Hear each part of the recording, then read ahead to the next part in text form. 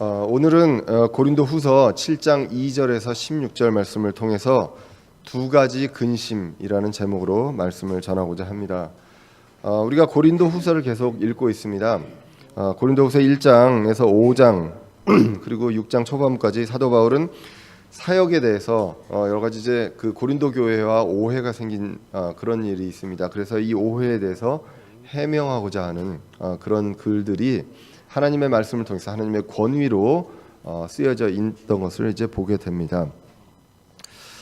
이런 것들을 보면 사람이 사는 그 사회에서는 늘 오해가 있고 또 서로 간의 신뢰가 깨어지는 일들이 비일비재하게 일어나는 것 같습니다.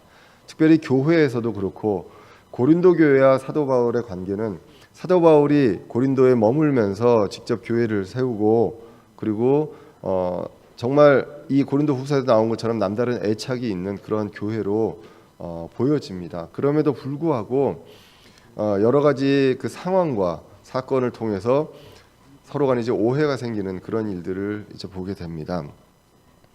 오해를 하는 입장도 기분이 나쁠 것이고 괴롭고요. 그리고 오해를 받고 관계 신뢰가 깨어지는 걸 당하는 입장도 굉장히 마음이 아프고 그렇다는 것을 우리가 삶을 살아오면서 여러 가지 이제 경험을 하게 됩니다. 이러할 때 우리가 어떻게 해서 신뢰를 회복해야 되는가, 이러한 관점에서도 우리가 고린도 후서를 다시 한번 이제 볼 필요가 있습니다. 여러 가지 다른 미사 여구, 내가 그때는 이랬고 내가 그랬기 때문에 이런 얘기를 할 수밖에 없었다, 이런 얘기보다 사도 바울은 자신의 사역이 얼마나 진실됐고 하나님의 어떤 사역으로 그 거짓되지 않은 교리로 대했는가, 이런 것들에 대해서 어떻게 보면 전공법으로 가는 것들을 이제 보게 됩니다. 다른 여러 가지 것들, 사정 이런 것들을 특별히 이제 다루지 않고 있습니다. 사정을 얘기하자면 여러 가지가 있을 수 있지 않겠습니까? 약속을 했다가 못 만나는 그런 여러 가지 사정들은 누구나 다 있을 수 있지만 그것보다 그 중심, 진실성 이런 것들을 이제 강조하는 것을 이제 보게 됩니다. 6장에서도 그들은 이제 사역을 입증한다, 입증하는 삶을 산다라고 이야기를 하게 됩니다. 그러면서 그 사역에 대해서 비난받지 않게 하기 위해서 실족거리를 주지 않았다라는 내용을 이제 분명히 이야기를 하면서, 그러면서 이제 그 권면을 하게 됩니다. 권면을 하게 되면서 거룩한 분리에 대한 내용들을 우리가 지난 시간에 이제 알아봤습니다. 그래서 우리가 그 정말로 유명한 말씀인 것처럼 믿지 않는 자와 공평하지 않게 멍에를 매지 말라라는 그 말씀이 이제 지난 시간에 이제 나왔었습니다. 결국은 교제의 대상, 우리가 교제를 해야 될 대상, 같은 방향으로 같은 목적으로 가야서 같이 멍에를 지고 같은 방향으로 가야 될 사람들은 누가 되어야 하는지에 대해서 분명하게 이야기하고 있는 것을 보게 됩니다. 그렇지 않은 불신자들은 우리가 교제의 대상이 아니라 전도의 대상이어야 한다. 그래서 교제의 대상과 전도의 대상을 분명하게 구분을 하고, 우리는 이 세상과 거룩하게 이제 분리하는 그러한 일들, 우리가 영적으로 육적으로 모든 것들을 깨끗하게 하는 그러한 일들을 계속 끊임없이 구원받은 자로서 해나가야 됨을 이야기를 합니다. 자, 그래서 그 불신자는 교제와 동역의 대상이 아니라 전도의 대상임을 분명히 얘기하고, 멍에를 같이 매지 말라라는 것을 원칙으로 분명하게 이야기를 하게 됩니다. 이것은 원칙입니다. 늘 말씀드리지만 원칙은요, 다 지킬 수 없을 수도 있습니다. 우리 모두가 원칙을 지킬 수 없지만 그렇다고 원칙을 바꿀 수는 없다는 것입니다. 그래서 이 원칙을 가지고 우리가 그렇게 살아오지 못하고, 지난번에 이제 결혼에 대해서도 얘기했지만 믿지 않는 사람과 결혼을 할 수도 있습니다. 그렇다고 원칙을 어겼다고 우리가 구원받지 못하느냐, 그런 것은 아니지만 우리가 원칙이 무엇인가를 기억하고 우리가 앞으로 말씀으로 우리가 어떻게 나아가야 되는지, 이런 것들에 대해서는 분명하게 이 원칙이 흔들리면 안 된다는 것. 그렇기 때문에 정당화하는 것은 굉장히 위험합니다. 내가 이렇기 때문에, 이런 사례도 있고 저런 사례도 있기 때문에 이것은 아니지 않느냐라는 것, 그렇지 않다는 것. 성경은 분명하게 원칙을 이야기하고 있다는 것을 우리는 분명하게 기억을 하고, 그러면 이제 모든 사람이 원칙을 지킬 수는 없습니다. 그럴 때 우리는 어떻게 하는가? 우리는 성도들이 하나님의 뜻대로 하는 근심, 이 회개로 계속 우리는 믿는 사람들도 이제 돌아서야 된다라는 내용들이 이제 오늘 말씀을 통해서 이제 나오게 됩니다. 오늘 이 말씀을 볼 때 연결해서 봐야 될 구절이 이제 고린도후서 2장도 있고요. 그리고 고린도전서 5장도 있습니다. 이러한 일들이 왜 나왔느냐 하면은 고린도전서 5장에서 음행, 그러니까 믿지 않는 사람들 사이에서도 보기 힘든 그러한 음행을 했던 그 사람이 고린도 교회 안에 있었는데, 그 고린도 교회에서는 이것에 대해서 부끄러워하지도 않고요. 이것에 대해서 이 원칙을 지키려고 거룩한 분리를 하거나 이렇게 하려고 하지 않았다는 것, 그것에 대해서 책망했던 것이 이제 고린도전서 5장에 이제 나오게 됩니다. 이제 그 내용과 오늘 본문이 계속 이어지는 것을 이제 우리가 보게 됩니다. 오늘 본문 2절로 가서 보시면 이제 사도 바울이 이렇게 다시 한번 청합니다.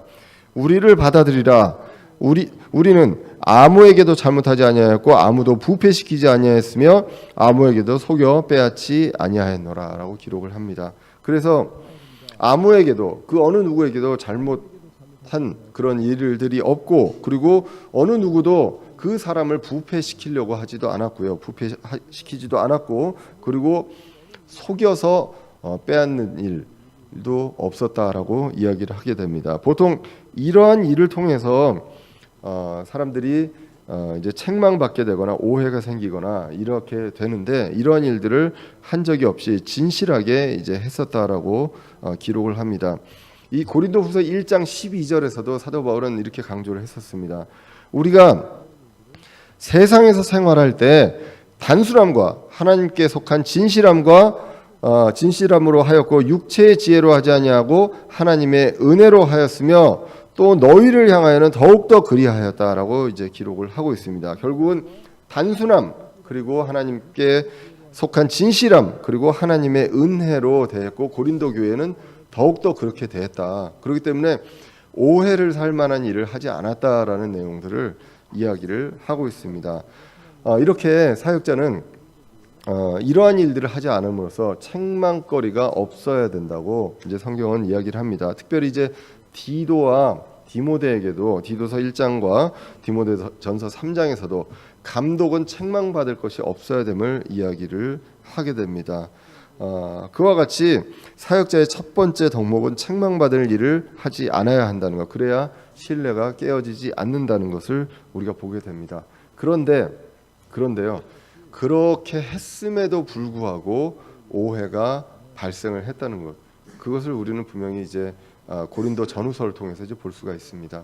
아무리 우리가 진실하게 하고, 그리고 단순하게 하나님께 속한 진실함과 그리고 하나님의 은혜로 사람을 대해도 오해가 생길 수가 있습니다.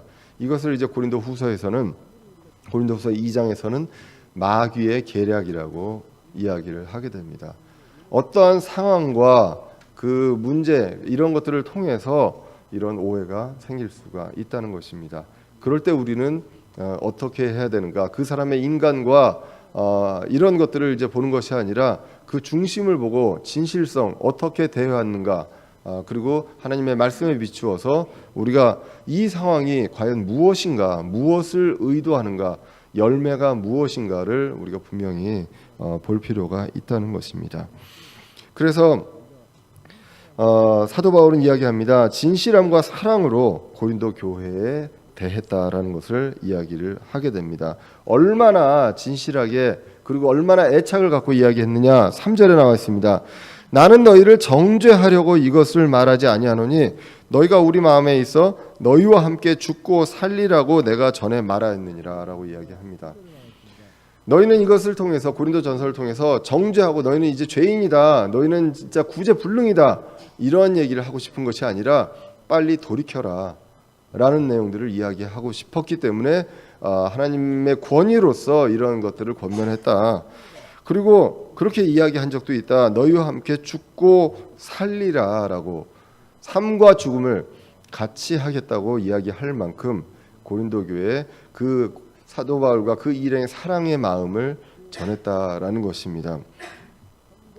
우리가 정말 우리 그 대전현의 침례교회 이 지체들과 함께 같이 살고 같이 죽으리라, 그런 마음을 우리가 끊임없이 변하지 않고 갖고 있다면 정말 사소한 오해가 있을 때 우리가 어떤 마음으로 주님 안에서 주님이 인도하시는 대로 이렇게 교회를 세웠는가라는 것을 이제 보게 된다는 것이죠. 늘 말씀드리지만 이 교회를 몇 명이 그냥 어떤 의도를 가지고 우리가 만나서 한 것이 아니라 주님께서 인도하여 주시고 주님께서 모아 주시고, 제가 오늘 교회 그 기도에서도 얘기했지만 주님께서 맺어 주신 지체들과 함께 주님께 예배 드리라고 주님께서 허락하신 그러한 모임이라고 믿어야 한다는 것입니다. 그렇게 될 때 우리는 주님 다시 오신 날까지 같이 죽고 같이 살리라, 그런 마음으로 우리가 갈 수가 있습니다. 우리가 경제적으로 또는 어떤 그 이사 문제로 이직 문제로 우리가 떠날 수 있습니다. 그러나 우리는 우리 지체들과 함께 떠나더라도, 사도 바울과 지금 고린도가 떠나 있지만 그래도 우리는 다 같이 함께 죽고 같이 살리라는 그 마음으로 우리가 함께 한다면 오해를 그리고 신뢰를 잃어버릴 때 다시 회복할 수 있으리라 믿습니다. 정죄하려는 것이 아니라 사랑으로 권면했다라고 오늘 3절에서 이야기를 하고 있고요. 고린도 교회는 사도 바울에게 있어서요 그리스도의 서신이었습니다. 추천서라고 고린도서 2장에서 이야기했습니다. 그러므로 수치가 아닙니다. 고린도 교회가 좀 잘못하고 정말로 음행을 하고 이런 일이 있어도 사도 바울에게 있어서, 사역자에게서 수치가 아니라 자랑이라고 이야기를 4절에서 하고 있습니다. 내가 너희를 향하여 심히 담대히 말하고 또 너희를 크게 자랑하노니,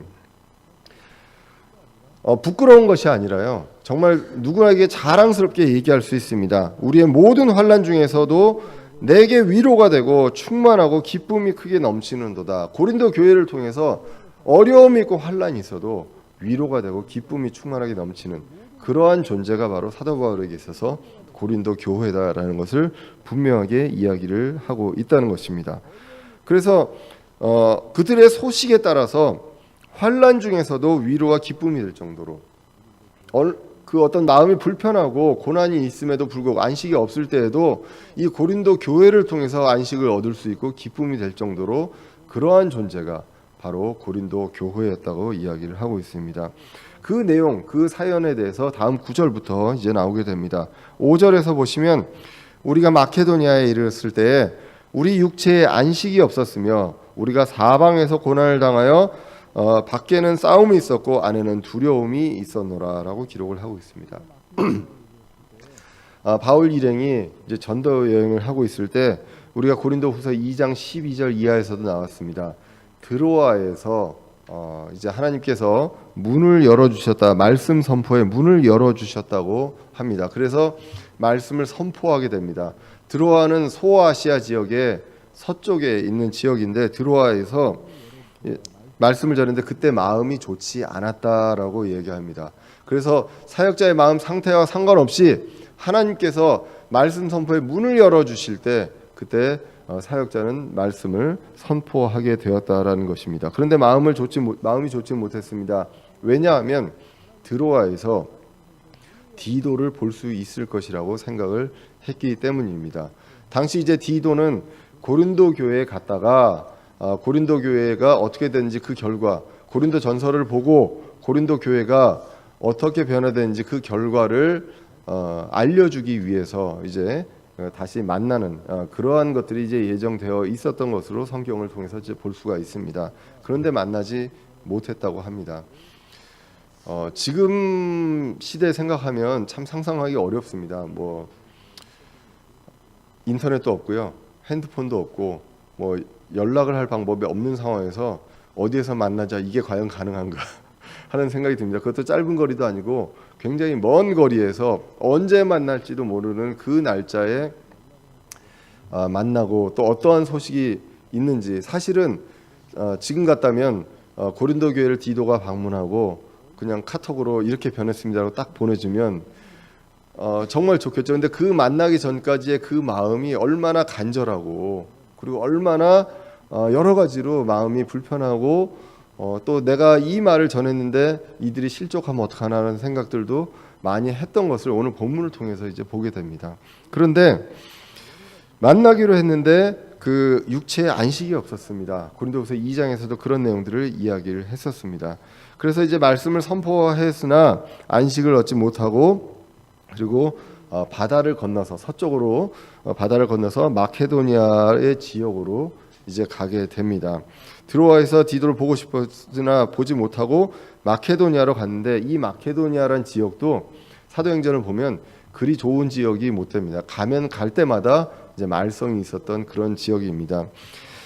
마케도니아를 바울 일행이 처음 간 것은 이제 사도행전 16장에 이제 나오게 됩니다. 그때 점치는 영을 가진 그런 소녀가 사도 바울 일행을 계속 따라오게 됩니다.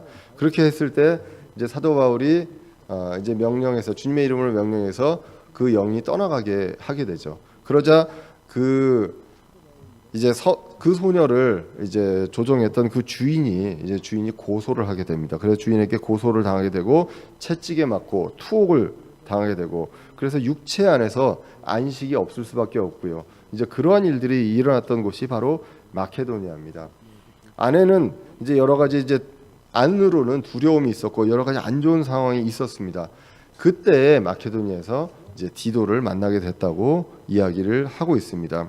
오늘 6절에서 보시면 그럼에도 불구하고 낙담한 자들을 위로하시는 하나님. 그들이 낙담했다고 합니다. 여러 가지로. 그러니까 드로아에서 디도를 만나고 싶고 그 소식을 듣고 싶고 그렇게 했음에도 불구하고 이제 마케도니아로 건너오게 되고 결국은 여러 가지 그런 상황 속에서 낙담하게 되는 그런 존재였는데 낙담하는 자들을 위로하시는 하나님께서 디도를 오게 하사 우리를 위로하시되라고 이야기를 합니다. 그래서 결국은 이제 디도를 마케도니아에서 만나게 되는 내용이 나오게 됩니다. 그래서 이 디도를 만나고 디도가 가져온 그 소식을 통해서 그 낙담이 이제 위로로 바뀌게 되고 그 낙담이 기쁨으로 바뀌게 되는 그러한 일이 일어났다고 이제 성경은 이야기를 하고 있습니다. 디도가 가져올 그 소식을 고대했었던 건 얼마나 고대했었는지 그것을 우리가 성경을 통해서 이제 보게 됩니다. 7절에서 보시면 그를 오게 한 것뿐만 아니라 그가 너희 안에서 위로받을 때 얻은 그 안위로 위로하셨나니 그가 너희의 간절한 소망과 너희의 애곡과 나를 향한 너희의 뜨거운 마음을 우리에게 고하였으므로 내가 더욱 기뻐하였노라 라고 구체적으로 그 소식에 대해서 이야기를 하고 있습니다. 디도가 온 것도 기뻤고요. 그리고 디도가 가져온 그 소식도 기뻤습니다. 그 소식이 무엇이냐? 고린도 교회가 어땠느냐? 간절한 소망과 애곡과 그리고 사도 바울과 그 일행을 향한 그 뜨거운 마음, 그 변치 않는 뜨거운 마음이 있는 사람들이 있었고요. 그 사람들의 그 마음을 디도를 위로했고 그 위로받은 디도가 또 와서 사도 바울에게 전함으로써 사도 바울이 위로를 받았고 기뻐했다라고 이제 기록을 하고 있습니다. 이것을 봤을 때 이제 고린도 교회가 고린도전서 그 첫 번째 보내는 편지를 통해서 이제 음행한 자에 대해서 어떻게 이제 징계를 하고 했는지 그러한 내용들을 알 수가 있습니다. 그 내용은 이제 고린도후서 2장에서도 어느 정도 나왔습니다. 그래서 징계를 하고 그리고 했으나 그 사람이 이제 뉘우치고 회개했을 때 너희들은 용서하고 회복해야 된다. 그렇지 않으면 사탄의 계략에 빠질 수 있다라는 내용이 이제 고린도후서 2장에 나와 있었습니다. 자, 이제 이렇게 됐을 때 이제 8절에서 사도 바울이 다시 이런 말을 합니다. 비록 내가 편지로 너희를, 여기서 이 편지는 고린도 전서입니다. 편지로 너희를 근심하게 한 것을 후회하였으나 지금은 후회하지 아니하노니 바로 그 서신이 잠시 동안만 너희를 근심하게 한 줄을 내가 아노라라고 합니다. 어떤 문제가 있습니다. 성도들도 죄를 짓습니다. 성도들도 음행을 할 수도 있습니다. 이렇게 했을 때 교회로서 이 바른 교리로서 책망을 하고 권면하는 일이 분명하게 일어나야 합니다. 그냥 모든 것을 사랑으로 감싸주는 것이 아니라 하나님께서 분명히 하지 말라고 했던 우리 그 교리를 비추었을 때 하지 말아야 될 성도로서 하나님의 자녀로서 왕국의 백성으로 하지 말아야 될 이러한 것들이 있을 때는 분명하게 이제 책망과 징계가 있어야 한다는 것입니다. 이것들에서 강하게 책망을 했습니다. 받아들이는 사람도 마음이 안 좋겠지만 그것을 책망하는 사람도 그리 좋은 그런 마음으로 하지 않는다라는 것을 오늘 이 본문을 통해서 알 수가 있습니다. 책망하는 사람의 마음도요 좋지 않습니다. 그러나 해야 하고, 그리고 자신의 감정이 아닌 하나님의 교리, 바른 교리와 말씀으로 해야 한다는 것. 그러나 그렇게 해도 마음이 좋지 않다는 것입니다. 그것이 고린도 교회를 근심하게 했다고 오늘 이야기를 하게 됩니다. 너희를 근심하게 한 것을 사도 바울이 후회하기도 했습니다. 그러나 지금은 후회하지 않는다. 이 소식을 들었을 때 후회하지 않는다라고 이야기를 하고 있습니다. 여기서 후회하다라는 단어는 이제 우리 킹제임스 성경에서 repent라는 말을 썼습니다.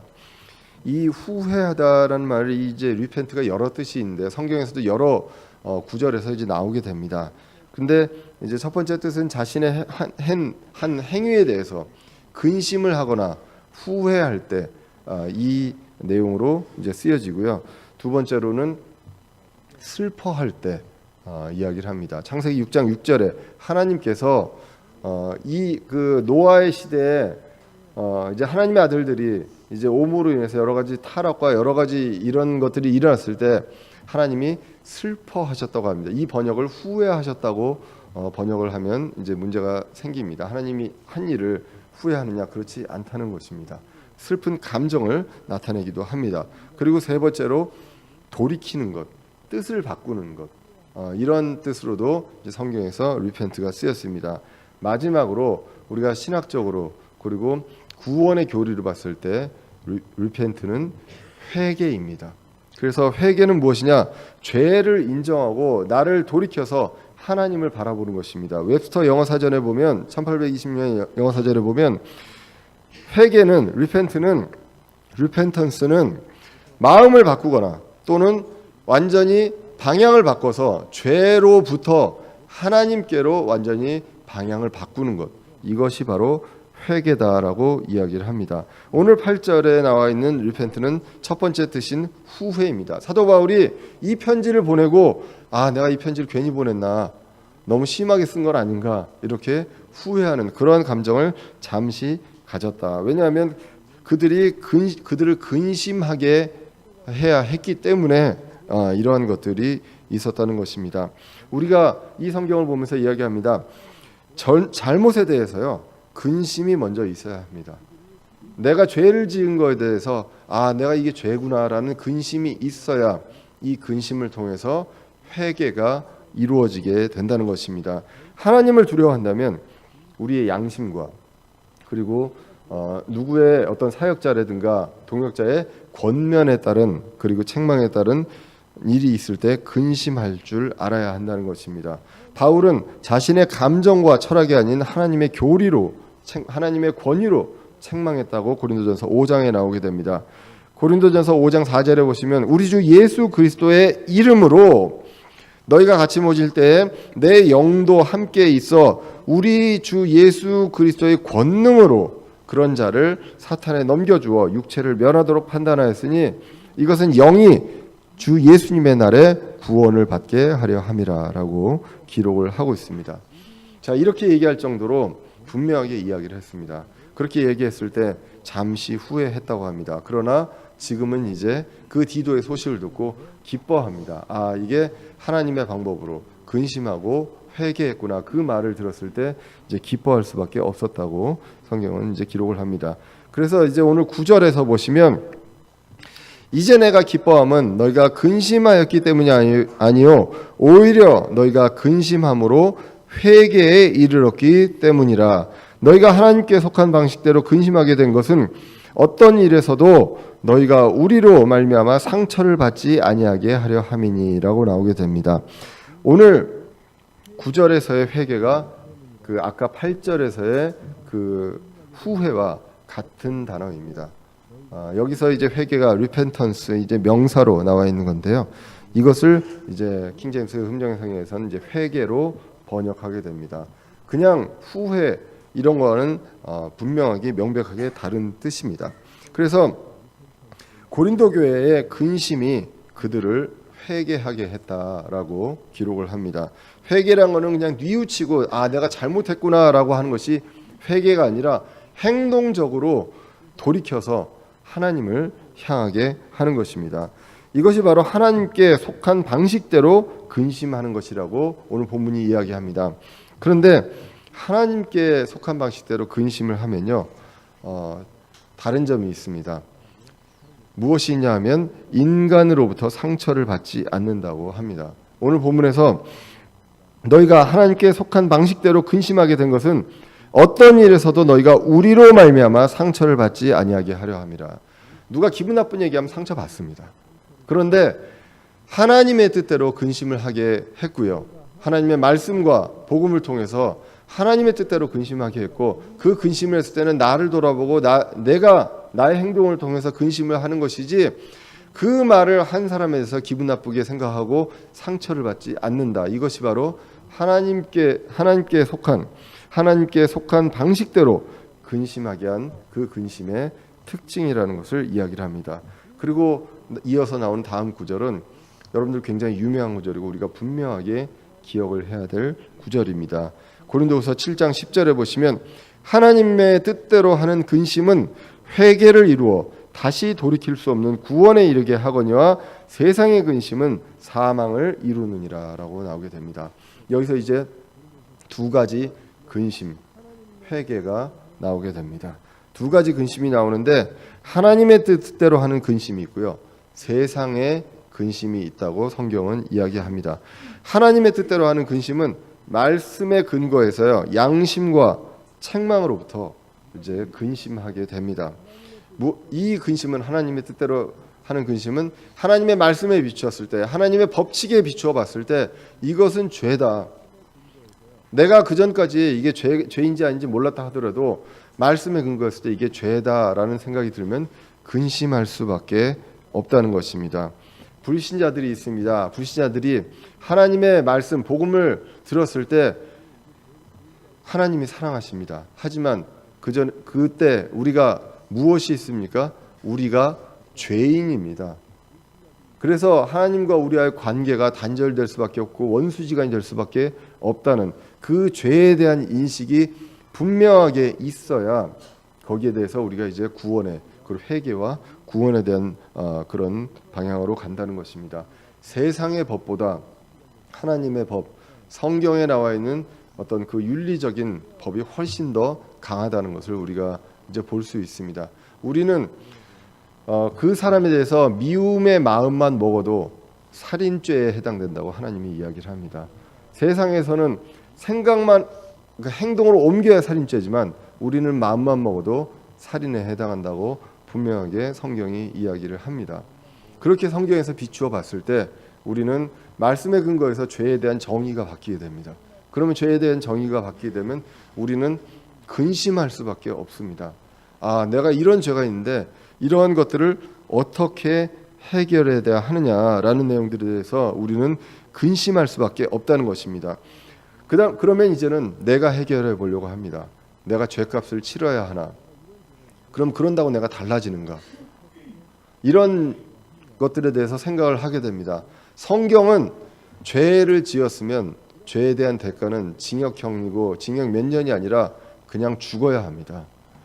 그렇기 때문에 구약에서 양들을 대신 죽이는 그러한 일들이 있었다는 것입니다. 세상의 법과 다릅니다. 세상의 법은 행동을 옮겨야 죄고 그 죄에 대해서 형량이 다 정해져 있지만 성경에 의한 법은, 하나님의 법은 마음만 먹어도 죄고 그리고 그 죄의 형량은 무조건 사형입니다. 그러한 상황에서 내가 해결할 수 있느냐는 것입니다. 내가 죽어야만 해결할 수 있는 그러한 문제에 봉착하게 됩니다. 그러므로 죄를 보고 나를 보던 그 시각에서 정말 이거를 해결해 줄 수 있는 그러한 존재로 나의 관심, 나의 바람이 돌이켜져야 된다는 것, 그것이 바로 회개라는 것입니다. 행동적으로도 다시는 짓지 말아야지 그런 생각을 할 수 있습니다. 그렇지만 우리는 그래도 죄를 또 짓습니다. 그런데 이거를 궁극적으로 근본적으로 해결해 줄 수 있는 그러한 분, 그 분을 향해서 나의 관점이 다시 돌아서는 것, 180도 돌아서는 것이 바로 회개라는 것입니다. 왜 그렇습니까? 내가 죽어야 되는 그 문제를 하나님이신 예수님이 이 세상에 오셔서 대신 죽음으로써 이 모든 것들에 대한 대가를 치르셨기 때문에 그분, 그 모든 것들을 해결하신 그 분을 향해서 우리가 우리의 관점, 우리의 시각을 돌이키는 것, 그것이 바로 회개라고 기록을 합니다. 그렇게 했을 때 이제는 그분의 능력을 믿어야죠. 하나님께 돌이켰는데 하나님이 그분이 그런 능력이 있는지 없는지 우리가 그것에 대한 믿음이 없다면 해결이 될 수가 없지 않겠습니까? 그래서 그분에 대한 믿음을 갖고 그분을 돌아보게 됩니다. 그래서 회개와 믿음이 같이 갈 수밖에 없다는 것입니다. 우리가 구원을 받으려면 근심이 있어야 되고 그 근심에 의해서 회개로 하나님을 바라봐야 되고 하나님이 그걸 해결해 주신다는 그 믿음이 있어야 우리가 구원을 받는다는 것입니다. 그 구원이 어떤 구원이냐 10절에서 오늘 나오게 됩니다. 바로 돌이킬 수 없는 구원이라고 나오게 됩니다. 이 돌이킬 수 없는 구원할 때 이 돌이킬 수 없는 이 단어도 아까 8절에서 후회 그리고 9절에서 회개 이 단어와 똑같은 repent입니다. 그렇기 때문에 하나님이 후회할 수 없는 구원도 아니고요. 회개할 수 없는 구원도 아니고 돌이킬 수 없는 구원입니다. 그래서 이 구원은요. 한 번 받으면 다시 돌이킬 수 없다는 것입니다. 그렇기 때문에 원래 이 회개는요. 어떠한 회개였느냐? 돌이킬 수 없는 구원에 이르는 회개였다. 우리 신자로서 첫 번째 회개가 이 세상에서 언제 있었느냐? 돌이킬 수 없는 구원. 그 구원을 받을 때 그 회개가 있었다.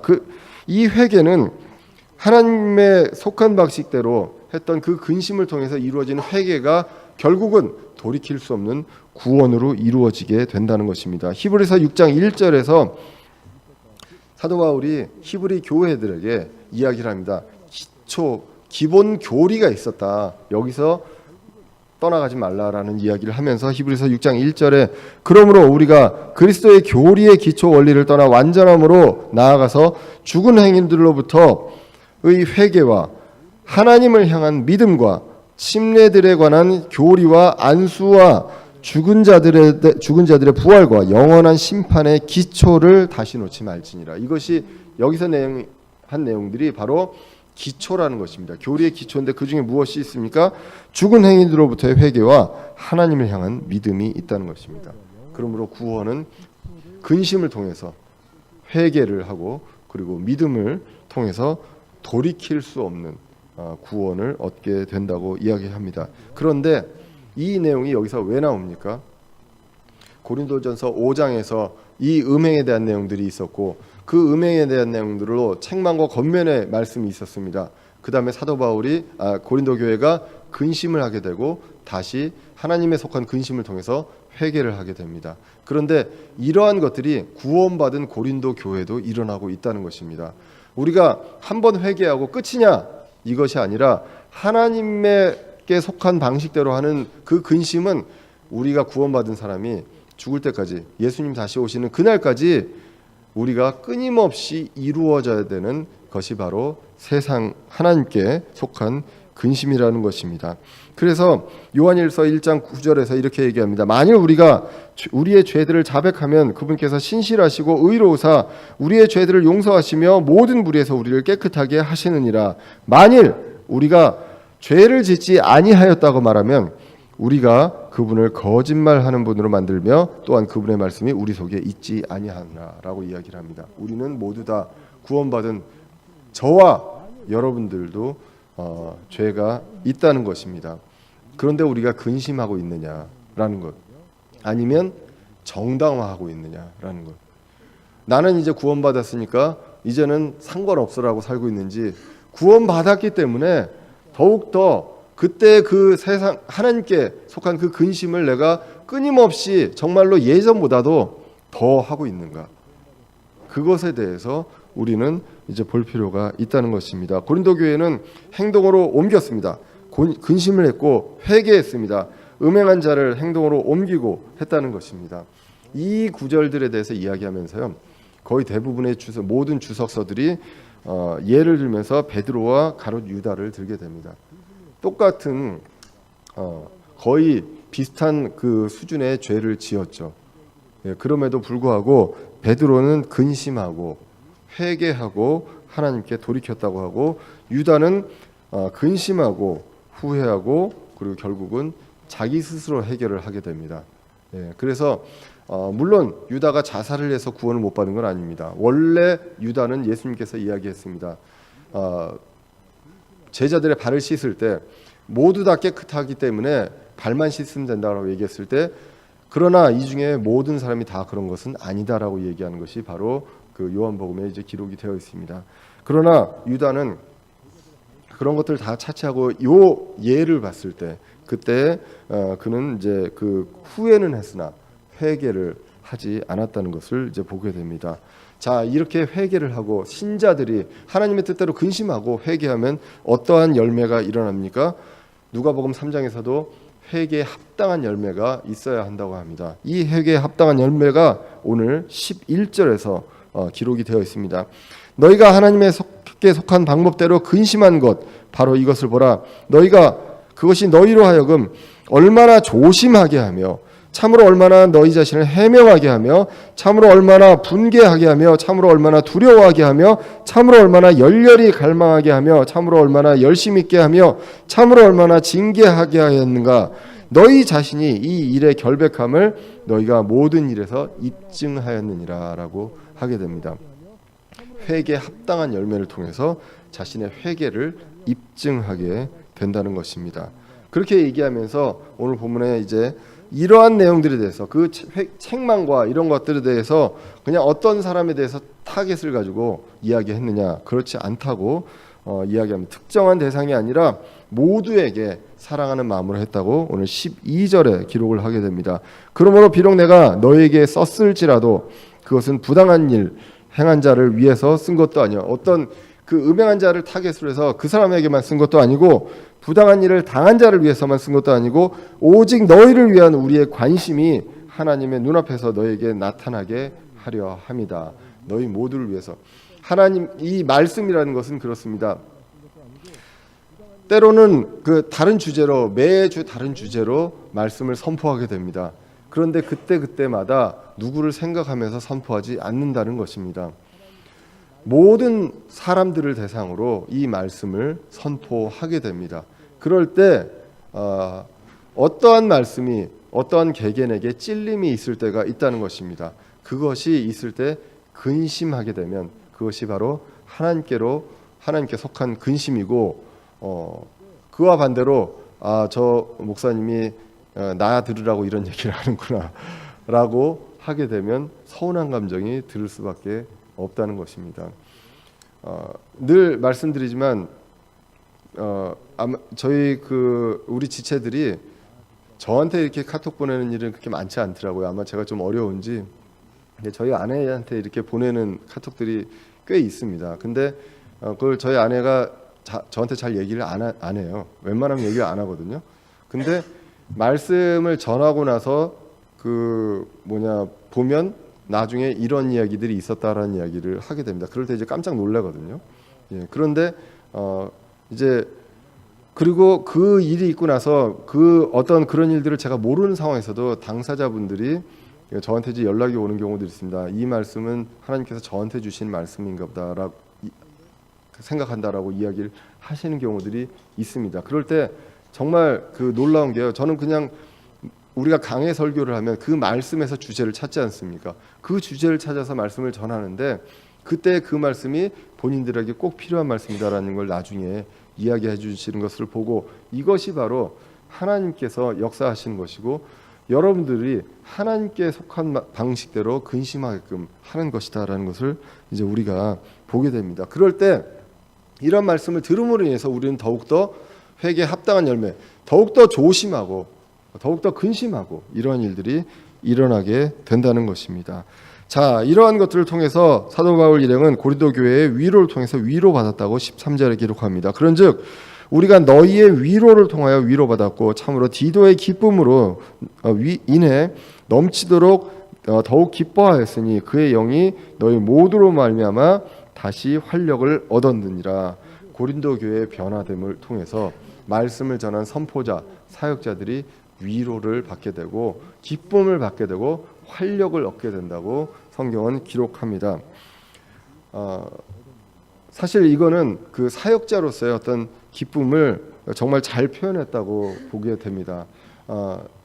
정말 이 말씀을 통해서 제가 개인적으로 생각으로 말씀을 전한 건 아니지만 하나님께서 부족한 사람을 통해서 말씀을 전했을 때 그것이 변화될 때 변화되는 모습이라든가 이런 것들을 우리가 보게 되면 그것이 진실한 그리고 진정한 그 사역자의 어떤 기쁨이 된다는 것, 위로가 된다는 것, 그리고 힘이 된다는 것, 활력이 된다는 것을 우리가 이제 말씀을 통해서 이제 보게 됩니다. 그래서 사실 바울은 디도에게 고린도 교회 자랑을 굉장히 많이 했던 것처럼 보여집니다. 왜냐하면 14절에 그 자랑이 부끄럽지 않고 진실임이 드러났다. 디도의 모습을 통해서 이 내용을 이야기하면서 15절에서 그는 너희가 고린도 교회가 두려움과 떨림으로 자기를 받아들인 것, 즉 너희 모두의 순종을 기억하고 자기의 내적 애정을 너희에게 더욱 넘치도록 기울이니라라고 합니다. 그래서 디도의 어떤 전함을 통해서 그들이 두려움과 떨림으로 이것을 받아들이고 이제 순종했다. 그래서 이것을 통해서 디도가 기쁘고 활력을 얻었다라는 내용들을 이야기를 하고 있습니다. 그래서 이제 디도는 내적 애정을 넘치도록 고린도 교회에 기울였다라는 내용을 이야기를 하게 됩니다. 드로아와 마케도니아에서 사도 바울은 안팎으로 힘들었다고 기록을 합니다. 그 와중에서 디도를 만났다고 그리고 그 소식을 듣고 기뻐했다고 성경이 기록하고 있습니다. 그들이 책망을 듣고 회개할 것과 모든 것에서 신뢰한 것 그것에 대해서 기뻐했다고 이야기를 합니다. 하나님의 뜻으로 하는 권면을 받아들이고 하나님의 뜻대로 하는 근심과 회개를 이룰 것이라는 그것을 이제 신뢰했는데 그게 결과적으로 디도를 통해서 듣게 됐을 때 사역자로서 기뻤다. 그리고 이것을 통해서 이제 서로 간의 오해가 불식되고 신뢰가 회복이 되고 관계가 회복이 되는 것을 이제 오늘 성경을 통해서 보게 됩니다. 관계를 회복하는 것은 많은 말을 통해서 만나서 사정이 이렇다 이런 내용들이 아니라 정말로 진심이 어떻게 끊임없고 변치 않는 그 진심이 서로 전해지고 그것을 통해 변화되는 것을 통해서 신뢰가 회복되는 것을 보게 됩니다. 구원받은 성도 그리고 성화되고 변화되는 그 성도가 사역자의 기쁨이고 환희의 관임을 데살로니가전서 2장 19절에서도 기록을 하고 있습니다. 오늘 본문을 통해서 두 가지 근심에 대해서 봤습니다. 가장 중요한 것은 이제 하나님의 뜻대로 하는 근심이었고 세상의 근심은 사망에 이르게 한다고 성경은 기록을 하고 있습니다. 우리를 구원에 이르게 했던 근심이 있습니다. 여러분들 그 근심을 기억하십니까? 그 근심이 여러분들을 하나님께로 돌이키게 했고요. 그 돌이킴을 통해서 그 믿음을 통해서 여러분들이 구원을 받았고 이제 하나님의 자녀가 되었습니다. 그런데 그 근심을 우리는 끊임없이 더욱더 우리 삶의 과정 속에서 근심을 해야 한다는 것입니다. 이러한 근심이 아직 없는 분이 있습니까? 그러면 말씀을 통해서 먼저 나의 모습을 보고 죄가 무엇인지 내가 죄인인지 어떠한 죄인지 그것을 보고 근심하는 그러한 일들이 일어나기를 간절히 기원합니다. 그래서 근심, 회개 그리고 나를 보던 그 시각에서 하나님을 바라보고 그분을 전적으로 의지하고 내가 모든 것들을 해결할 수 없기 때문에 그것을 의지하는 그러한 일들이 일어나야 하겠습니다. 마음에 찔림이 있을 때요. 사람이 아닌 하나님을 바라보며 회개하고 그리고 그 근심을 통해서 성장하는 저와 여러분들 되시기를 간절히 기원합니다. 기도하겠습니다.